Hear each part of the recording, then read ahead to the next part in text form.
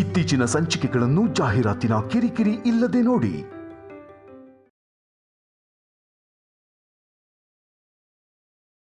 ನಾಳೆ ನಿನಗೆ ಗಂಟೆಗೊಂದ್ಸಲ ದೃಷ್ಟಿ ತೆಗಿತಾ ಇರಬೇಕು.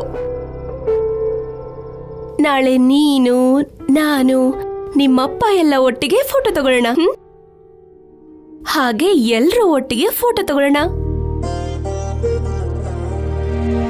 ನೀನು ಚಿಕ್ಕ ಚಿಕ್ಕ ಪಾದದಲ್ಲಿ ಹೆಜ್ಜೆ ಹಾಕ್ತಾ ನಮ್ಮನೆಗೆ ಸಂತೋಷನ ತಗೊಂಡ್ ಬರ್ಬೇಕು, ಸರಿನಾ?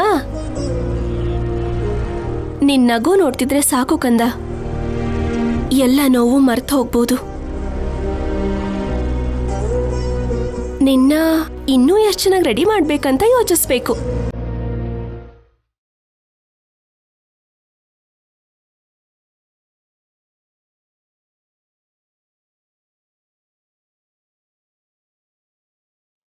ಮಗು ಮೇಲೆ ನಿನ್ ಪ್ರೀತಿ ನೋಡ್ತಾ ಇದ್ರೆ ಖುಷಿ ಆಗತ್ತೆ ಕಲ್ಯಾಣಿ.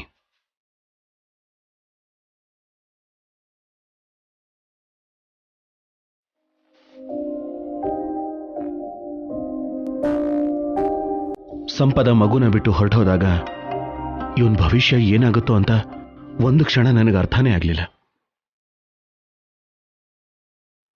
ಇವನನ್ನ ನನ್ನಿಂದ ನೋಡ್ಕೊಳ್ಳೋಕ್ಕಾಗತ್ತಾ ಅಂತ ಭಯ ಶುರುವಾಗಿತ್ತು. ಆದ್ರೆ ಇವತ್ತು ಇವನ್ ಜೊತೆ ಇರೋದನ್ನ ನೋಡ್ತಿದ್ರೆ ಇವನಿಗೆ ತಾಯಿ ಪ್ರೀತಿ ದೂರ ಆಗಿಲ್ಲ ಅನಿಸ್ತಾ ಇದೆ. ಥ್ಯಾಂಕ್ ಯು ಕಲ್ಯಾಣಿ, ಮಗುನ ಇಷ್ಟು ಪ್ರೀತಿಯಿಂದ ನೋಡ್ಕೋತಿರೋದಕ್ಕೆ.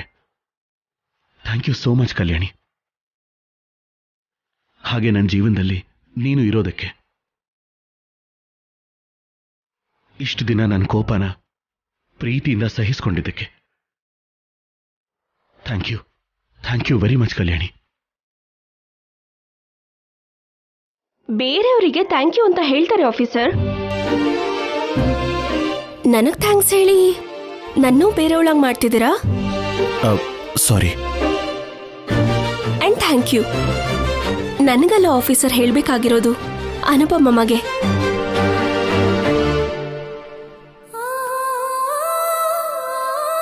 ಒಂದ್ ಟೈಮಲ್ಲಿ ನಾನು ಏನು, ಈಗ ನಾನು ಹೇಗಿದ್ದೀನಿ ನನಗ್ ಗೊತ್ತು. ನನ್ನ ಅನುಪಮಮ್ಮ ತುಂಬಾ ಬದಲಾಯಿಸಿದ್ದಾರೆ. ಪ್ರೀತಿನ ಹಂಚೋದು, ತಾಳ್ಮೆಯಿಂದ ಇರೋದು ಅಮ್ಮನಿಂದಾನೇ ಕಲ್ತ್ಕೊಂಡೆ.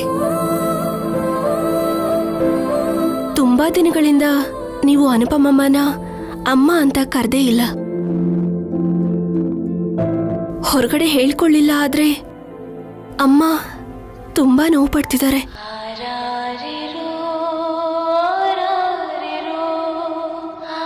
ಒಂದು ಸರಿ ನೀವು ಮೊದ್ಲಿನ ಹಾಗೆ ಅಮ್ಮ ಅಂತ ಕರೀರಿ, ಅನುಪಮಮ್ಮ ತುಂಬಾ ಖುಷಿ ಪಡ್ತಾರೆ.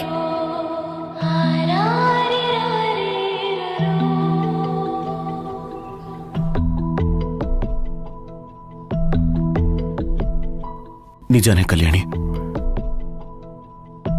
ಅನುಪಮ ಅಮ್ಮನ ವಿಷಯದಲ್ಲಿ ತಪ್ಪು ನಂದೇನೆ.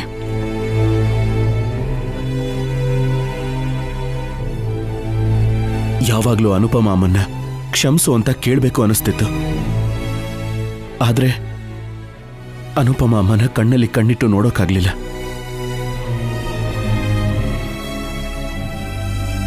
ಅಷ್ಟು ಫೂಲಿಶ್ ಆಗಿ ಯಾಕೆ ಬಿಹೇವ್ ಮಾಡೋದ್ನು ಅಂತ ಅನಿಸ್ತು. ಕೋಪ ಬಂದಾಗ ನನ್ನ ನಾನು ಕಂಟ್ರೋಲ್ ಮಾಡ್ಕೊಳಕ್ಕಾಗ್ದೆ ಆ ಕೋಪನ ಅನುಪಮ ಅಮ್ಮನ ಮೇಲೆ ತೋರಿಸ್ದೆ.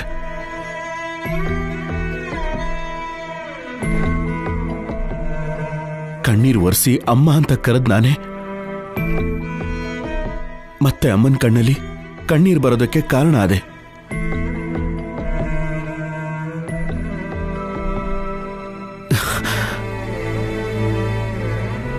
ಅಮ್ಮನ ಕಾಲು ಹಿಡ್ಕೊಂಡು ನನ್ನನ್ನ ಕ್ಷಮಿಸಿ ಅಂತ ಕೇಳಬೇಕು ಅನಿಸ್ತಾ ಇದೆ. ಕೇಳ್ತೀನಿ.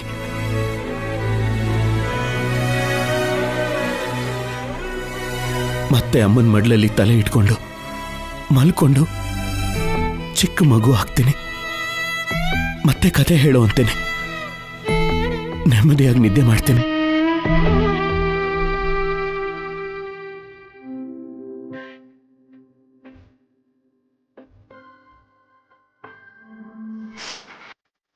ಒಟ್ನಲ್ಲಿ ನನಗ್ ಕಾಂಪಿಟೇಷನ್ ನಿಲ್ಬೇಕಂತಿದ್ದೀರಾ ಅಷ್ಟೇ ಅಲ್ವಾ?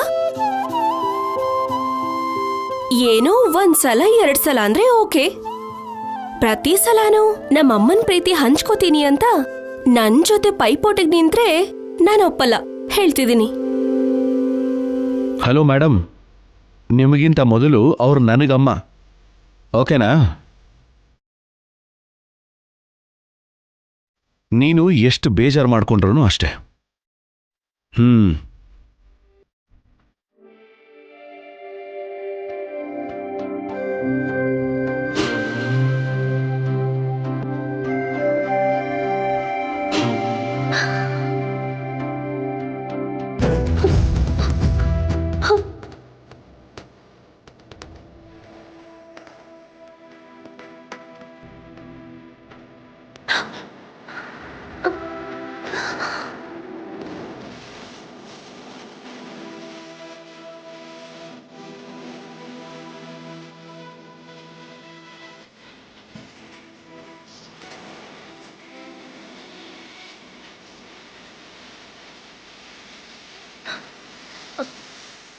ಏನ್ ಶೌರ್ಯ, ನೋಡ್ತಿದ್ಯಾ? ಏನಾದ್ರೂ ಮಾತಾಡ್ಬೇಕಿತ್ತೇನಪ್ಪ?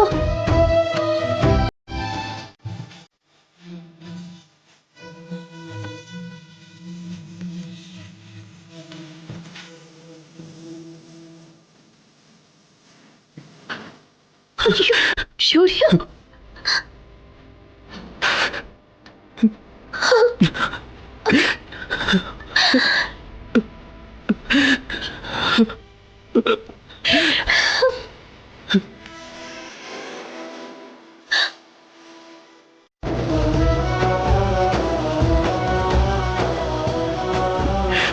ಅಮ್ಮ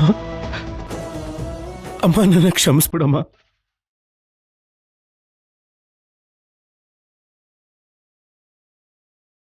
ನೀನ್ ನನ್ನ ಎಷ್ಟು ಪ್ರೀತಿಸ್ತೀಯ ಅಂತ ನನಗೆ ಗೊತ್ತು. ನೀನೇನು ಅಂತ ನನಗೆ ಗೊತ್ತಮ್ಮ. ಆದ್ರೆ ಇಷ್ಟು ದಿನ ನಿನಗೆ ನೋವು ಕೊಟ್ಬಿಟ್ಟೆ.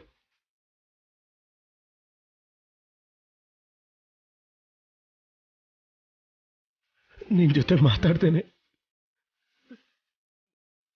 ನಾನು ಅನುಪಮ ಅಂತ ಹೆಸರು ಹಿಡಿದು ಕರೆದೆ.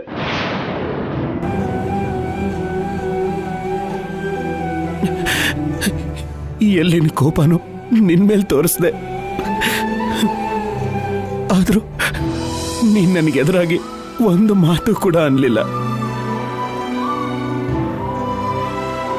ನನಗಿಂತ ಲೇಟಾಗಿ ನಿನ್ನ ಪ್ರೀತಿನ ಪಡ್ಕೊಂಡಿರೋ ಕಲ್ಯಾಣಿ ನಿನ್ನ ಪ್ರೀತಿನ ಅರ್ಥ ಮಾಡ್ಕೊಂಡ್ಲು. ನಾನು ಮಾತ್ರ ನಿನ್ನನ್ನು ಅಪಾರ್ಥ ಮಾಡ್ಕೊಂಡೆ. ತುಂಬಾ ದೊಡ್ಡ ತಪ್ಪು ಮಾಡ್ಬಿಟ್ಟೆ ಅಮ್ಮ.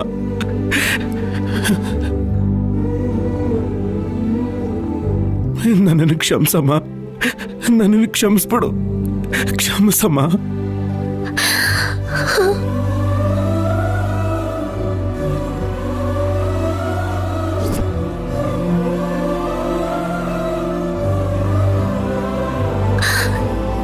ನೀನು ನನ್ನನ್ನ ಅಮ್ಮ ಅಂತ ಕರೆದ ತಕ್ಷಣನೇ ನಾನು ನಡೆದಿದ್ದನ್ನೆಲ್ಲ ಮರ್ತು ಬಿಟ್ಟೆ ಶೌರ್ಯ. ತಾಯಿ ಆದವಳು ಯಾವಾಗಲೂ ಮಕ್ಕಳನ್ನ ಆಶೀರ್ವದಿಸ್ಬೇಕು ಅಂತ ಅನ್ಕೊಳ್ತಾಳೆಯೇ ಹೊರತು ಮಕ್ಕಳು ಕ್ಷಮಿಸಿ ಅಂತ ಕೇಳಿದ ತಕ್ಷಣ ಕ್ಷಮಿಸ್ಬೇಕು ಅಂತಲ್ಲ.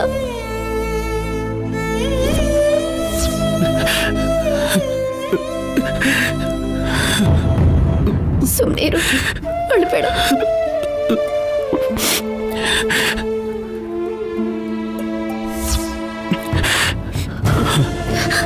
ನಿನಗೆ ಮದುವೆ ಆಗಿದೆ ಕಣೋ, ಮಗು ಕೂಡ ಇದೆ. ಕಲ್ಯಾಣಿ, ನೀನು ಯಾವಾಗಲೂ ನಗ್ನಗ್ತಾ ಇರಬೇಕು ಶೌರ್ಯ. ಅದೇ ನನ್ನ ಆನಂದ ಕೂಡ. ತಪ್ಪನ್ನ ಎಲ್ಲರೂ ಮಾಡ್ತಾರಪ್ಪ,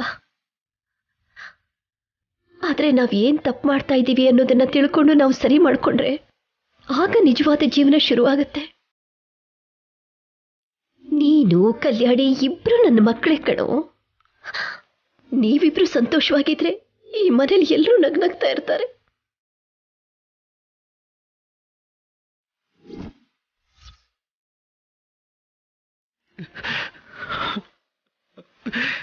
ಅಮ್ಮ,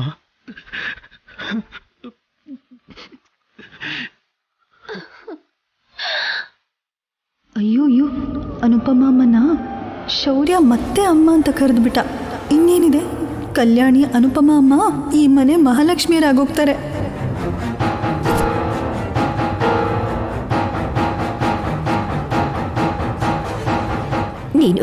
ನೀನು ನನ್ನನ್ನು ಅಮ್ಮ ಅಂತ ಕರೆದ ತಕ್ಷಣನೇ ನಾನು ಎಲ್ಲವನ್ನು ಮರೆತು ಬಿಟ್ಟೆ ಶೌರ್ಯ.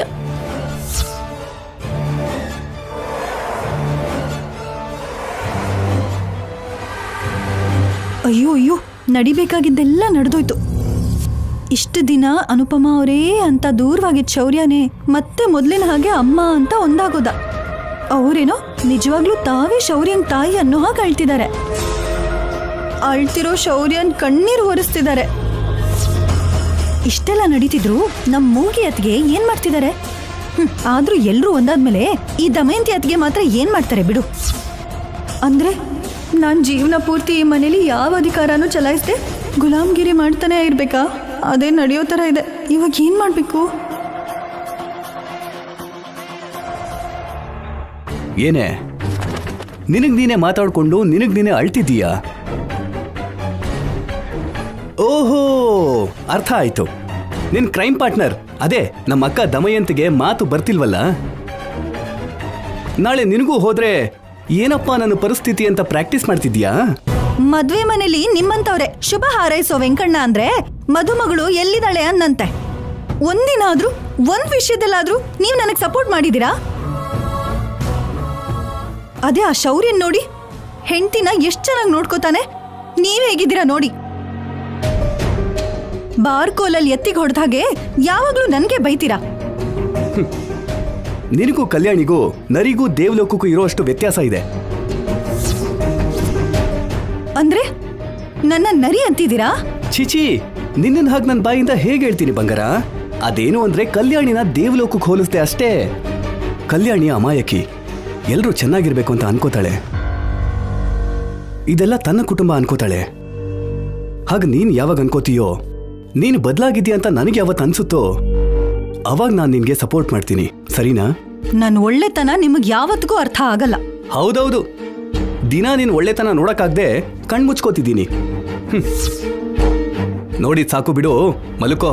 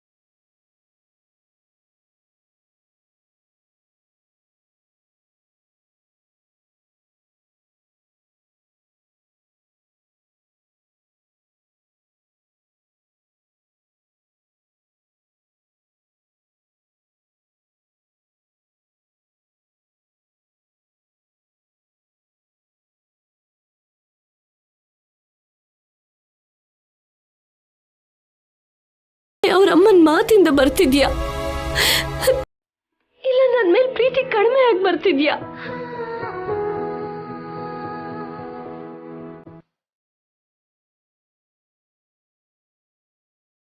ಇಲ್ಲಾಂದ್ರೆ ಹೊಸ ಪ್ರೀತಿ ಏನಾದ್ರೂ ಶುರುವಾಗಿದ್ಯಾ? ತಗೋ. ನನಗೆ ಬೇಡ. ಯೋಚನೆ ಮಾಡ್ತಿದ್ರೆ ನನ್ನ ಅನುಮಾನನೇ ನಿಜನೇನೋ ಅನ್ನಿಸ್ತಿದೆ. ಆದ್ರೆ ನನಗೋಸ್ಕರ ನಾನು ಕೇಳಿದೆ ಅಂತ ಮಗುನ ಕರ್ಕೊಂಡ್ ಬರೋದಕ್ಕೆ ಸಿದ್ದು ಪ್ರಾಣ ಕೂಡ ಲೆಕ್ಕಿಸ್ಲಿಲ್ಲ. ಎಷ್ಟೋ ಸಲ ಅವರಮ್ಮ ನನ್ನ ಬೈತಿದ್ರೆ ತಡೆದಿದ್ದಾನೆ. ಅಂತ ಸಿದ್ದುಗೆ ಮನ್ಸಲ್ಲಿ ನಿಜವಾಗ್ಲೂ ನನ್ನ ಮೇಲೆ ಪ್ರೀತಿ ಕಡಿಮೆ ಆಗ್ತಿದ್ಯಾ? ಒಂದ್ ವೇಳೆ ಕಡಿಮೆ ಆದ್ರೆ ನನ್ನ ದೂರ ಇಡ್ತಾನ? ಅವಾಗ ನನ್ನ ಪರಿಸ್ಥಿತಿ ಏನು? ನನಗೇನು ಅರ್ಥ ಆಗ್ತಿಲ್ಲ. ಒಂದ್ ಕಡೆ ಮಗು ಪ್ರೀತಿ ಇಲ್ದೆ, ಮತ್ತೊಂದು ಕಡೆ ಸಿದ್ದು ಪ್ರೀತಿ ಇಲ್ದೆ, ನಾನು ಯಾರಿಗೋಸ್ಕರ ಬದುಕ್ಬೇಕು? ಇದೆಲ್ಲ ಯಾರಿಗೋಸ್ಕರ ಮಾಡ್ಬೇಕು?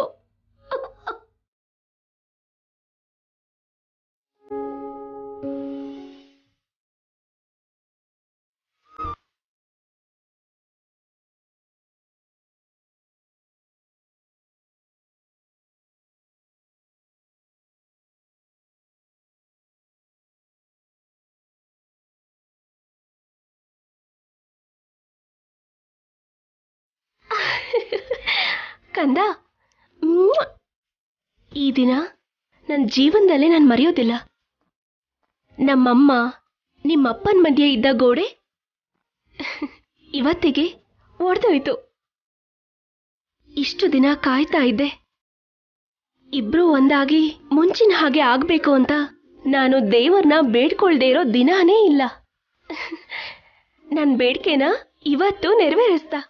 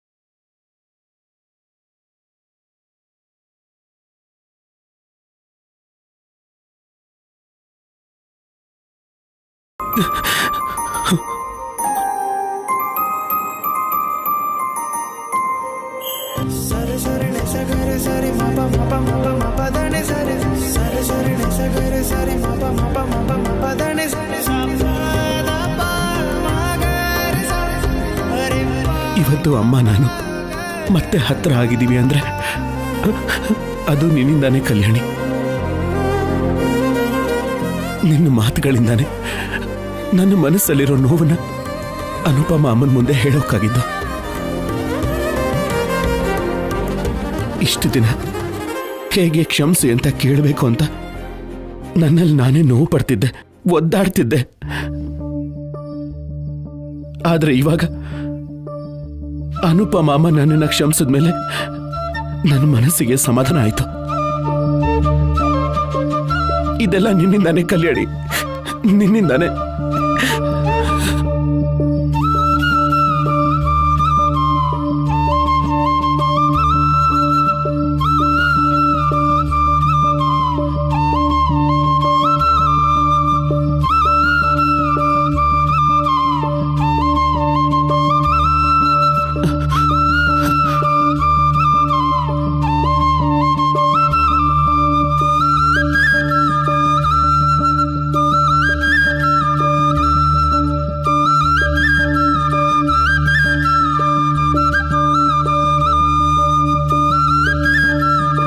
ನಿಮ್ಮಿಬ್ರು ಮನ್ಸಲ್ಲೂ ಬಚ್ಚಿಡೋಕಾಗದೆ ಇರೋಷ್ಟು ಪ್ರೀತಿ, ಆತ್ಮೀಯತೆ ಇದೆ ಆಫೀಸರ್.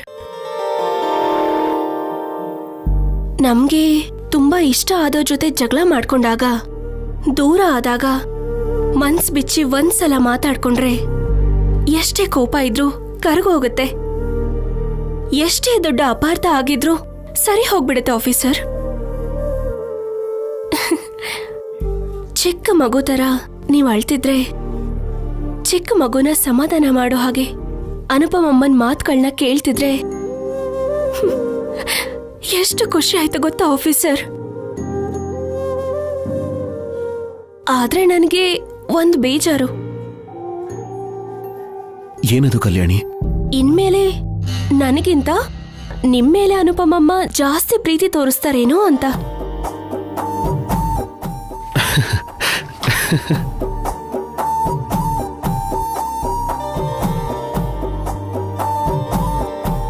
ಅಮ್ಮ ತನ್ನ ಮಕ್ಕಳನ್ನ ಯಾವಾಗ್ಲೂ ಒಂದೇ ತರ ಪ್ರೀತಿಸ್ತಾರೆ.